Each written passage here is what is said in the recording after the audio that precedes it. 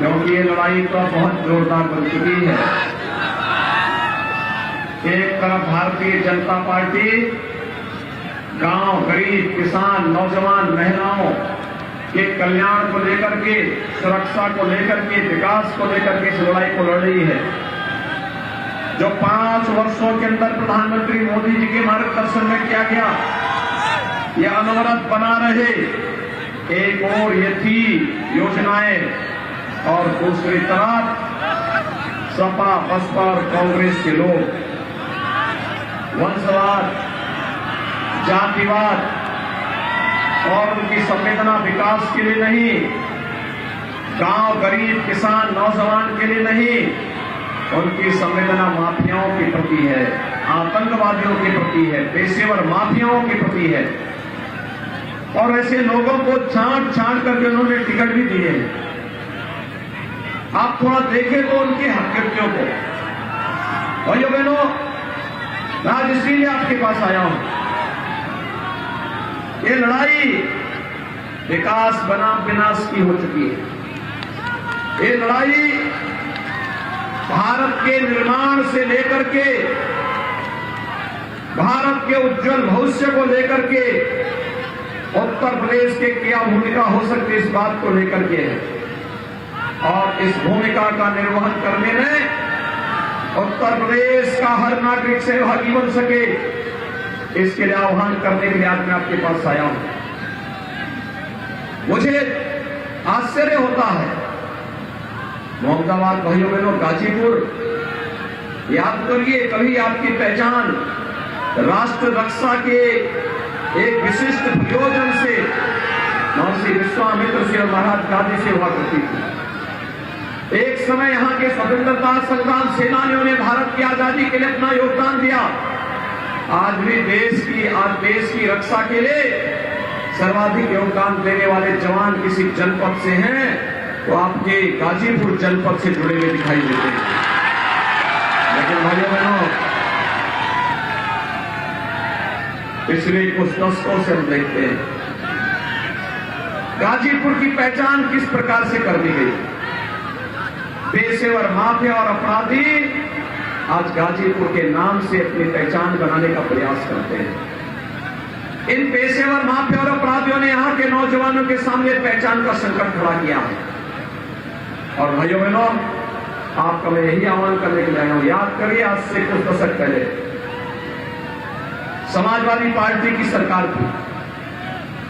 एक माफिया मऊ के अंदर रामलीला के आयोजन को रोकने के लिए खुली जीप में जाता है, तमंचा लहराते हुए यादवों के घरों को, हरिजनों के घरों को, सोनकरों के घरों को, व्यापारियों के घरों को, राजभरों के घरों को जलाता हुआ, आगजनी करता हुआ, भय और दहशत पैदा करता हुआ, धमकाता हुआ आगे बढ़ रहा था।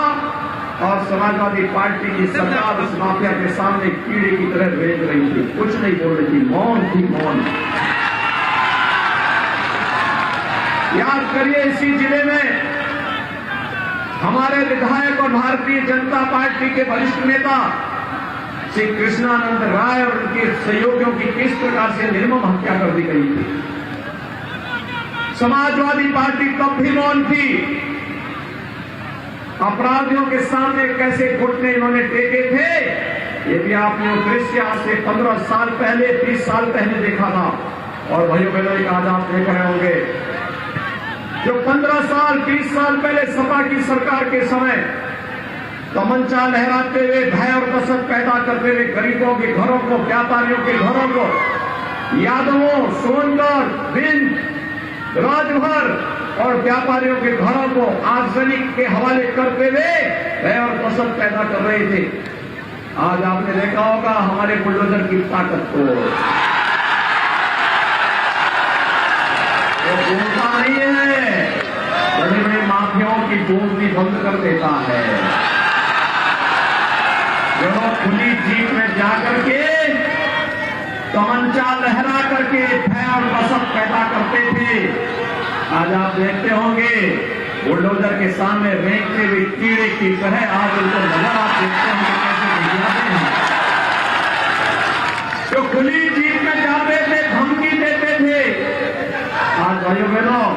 व्हील चेयर पर कैसे जान की भीख मांगते हैं, ये भी आपको देखना होगा।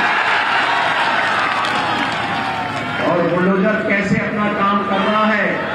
देखो, बुलडोजर का उपयोग दोनों है। गाजीपुर को हम लोगों ने लखनऊ से जोड़ दिया, मात्र 3 घंटे में एक्सप्रेस वे बना दी। इसी बुलडोजर का कमाल है। और इसी बुलडोजर का ही कमाल है कि बड़े बड़े माफियाओं को घोटने के पल टिकवा करके नाक रगड़ने के लिए मजबूर कर दिया गया।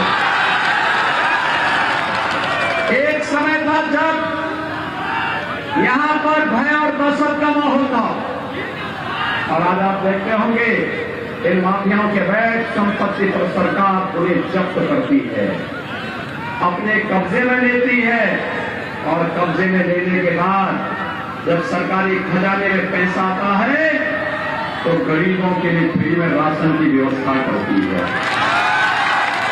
भाइयों बहनों, मैं आपसे पूछना चाहता हूं, 2017 के पहले आपको बिजली मिलती थी क्या? आज तो बिजली आ रही होगी ना। कोरोना कालखंड में फ्री टेस्ट, फ्री उपचार, फ्री में वैक्सीन, कितने लोगों ने वैक्सीन ले लिया? वैक्सीन का कोई पैसा तो नहीं लगा। सच बोलना मुझे।